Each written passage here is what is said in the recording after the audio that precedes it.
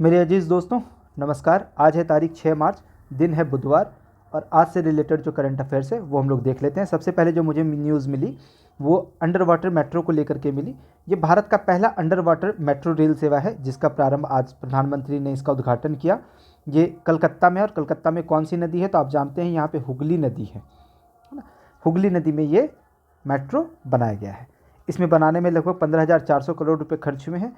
और इसके बारे में एक और जो इन्फॉर्मेशन मुझे मिला वो ये मिला कि 2014 में लगभग 250 किलोमीटर तक मेट्रो रेलगाड़ियाँ दौड़ रही थी और आज 20 विभिन्न शहरों में 900 से अधिक किलोमीटर तक मेट्रो रेलगाड़ियाँ चल रही हैं। मेट्रो ट्रेन के बारे में आप तो जानते ही हैं, मेट्रो शहरों में चलती है ये ट्रेन और इससे जो है काफ़ी किफ़ायती दर में लोगों को यातायात करने की सुविधा उपलब्ध हो जाती है और जो सड़क पे जो भीड़ है ये भी काफ़ी कम हो जाता है। यातायात में जो भीड़, ट्रैफिक जाम की समस्या जो होती है, इन सब चीज़ों से काफ़ी निजात मिलता है।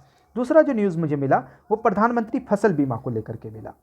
प्रधानमंत्री फसल बीमा योजना ये क्यों न्यूज़ में रहा? क्योंकि चालू वित्त वर्ष में प्रधानमंत्री फसल बीमा योजना के अंतर्गत नामांकन में 27% की वृद्धि देखी गई है। ये ना स्वैच्छिक योजना है, ऐसा नहीं कि सबको मिलेगा, आपकी इच्छा है। अगर आप किसान हैं तो आप चाहें तो आप ये इस योजना का लाभ उठा सकते हैं। यह जो योजना है ये शुरू हुआ था कब? 13 जनवरी 2016 को। क्या है भाई इस योजना का उद्देश्य? इस योजना का उद्देश्य है प्राकृतिक आपदाओं, कीट, रोगों के परिणाम स्वरूप जो फसलें हैं ना, जो अधिसूचित फसल हैं, उसमें अगर किसी तरह से विफलता हो जाती है, जैसे किसान ने कोई फसल लगाया और वो प्राकृतिक आपदा के कारण वो फसल नहीं हो पाई, कीट लग गया उसमें, कोई रोग हो गया उस फसल में, तो इस स्थिति में क्या होगी कि किसान को बीमा कवरेज मिलेगी, वित्तीय सहायता मिलेगी। ये एक उद्देश्य हो गया। दूसरा उद्देश्य क्या है? कृषि में किसानों की सतत प्रक्रिया सुनिश्चित करने के लिए उनकी आय को स्थायित्व देना। अगर किसान, जैसे सपोज कीजिए कि उनका खेत है ना, और खेत में वो कोई फसल लगाते हैं, जैसे बैगन लगाया है ना, और बैगन में कीट लग गई, तो कीट लग जाने से अब ये तो पूरी फसल उसकी चौपट हो गई, तो उसका इनकम तो नहीं हो पाएगा। तो अगर बीमा किया हुआ है इसका तो उसको कुछ पैसे तो मिल जाएंगे ना, तो कुछ ना कुछ एक आय तो उसको उपलब्ध हो जाएगी। अगला जो उद्देश्य है उसका ये भी देख लीजिए, किसानों को कृषि में नवाचार एवं आधुनिक पद्धतियों को अपनाने के लिए प्रोत्साहित करना। कैसे? तो अगर बीमा अगर उसको मिला हुआ है तो वो चाहेगा कि भाई हम बैगन में हो, चलो बीटी बैगन लगा देते हैं, है ना, क्योंकि भाई अगर बैगन अगर उसका नहीं उपलब्ध हो, इसे इस तरह भी आप समझ सकते हैं कि अगर किसानों को अगर ये बीमा मिला हुआ है तो वो इसमें नवाचार कर सकते हैं, नए तरह के अगर बीज आए हैं वो उसको लगा सकता है ना, तो ये चीज़ें रहेंगी। इसके अलावा कृषि क्षेत्र में ऋण के प्रवाह को सुनिश्चित करना, ये भी है। अब किसान जैसे मान के चलिए ऋण ले लेता है और ऋण लेकर के वो फसल लगाता है और फसल चौपट हो जाती है, तो वो कैसे ये पैसा उनको वापस कर पाएगा? तो भाई बीमा है, बीमा कवरेज किया हुआ है तो उनको पैसे मिल जाएंगे। इसके अलावा जो मुझे न्यूज़ मिला वो विश्व शूटिंग पैरा स्पोर्ट्स को लेकर के है।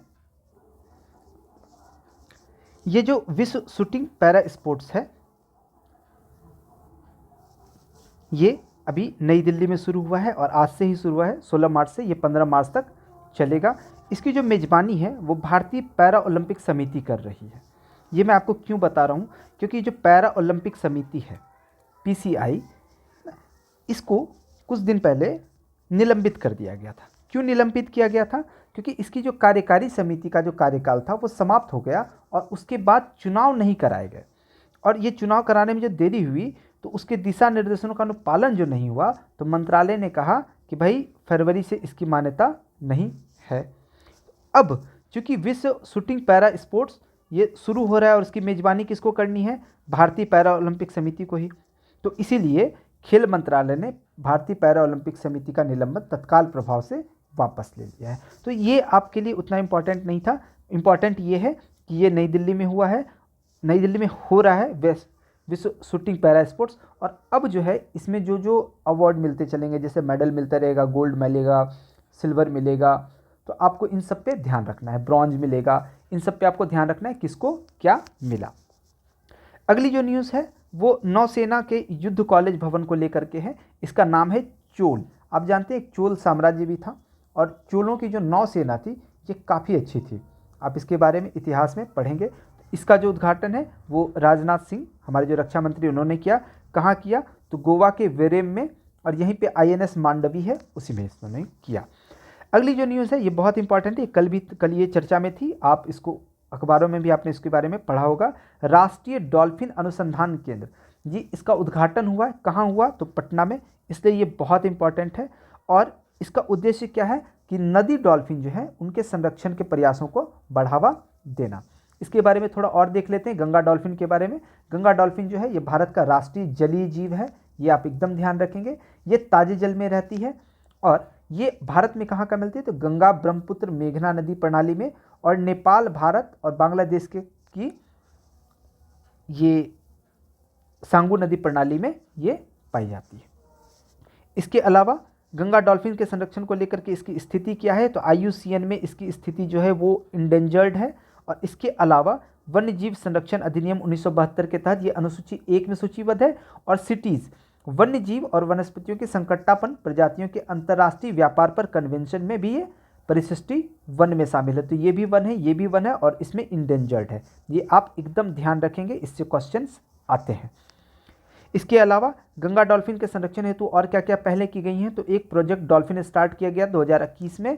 इसके अलावा 5 अक्टूबर को राष्ट्रीय डॉल्फिन दिवस के रूप में घोषित किया गया। तो हर साल 5 अक्टूबर को राष्ट्रीय डॉल्फिन दिवस मनाया जाता है। और मज़े की बात देखिए, एक बार ना ये क्वेश्चन UPPCS ने पूछा, और मुझे जहाँ तक जानकारी है एक बार ना सैनिक स्कूल का जो एग्ज़ाम होता है, क्लास 6 का जो एंट्रेंस होता है, उसमें भी ये एक बार क्वेश्चन पूछा गया है। तो ये आप ध्यान रखेंगे। इसके अलावा इनके कुछ जो है इनको संरक्षित करने के लिए, जैसे विक्रमशिला डॉल्फिन अभयारण्य है, इन सबों को अधिसूचित किया गया है। तो ये आप ध्यान रखेंगे।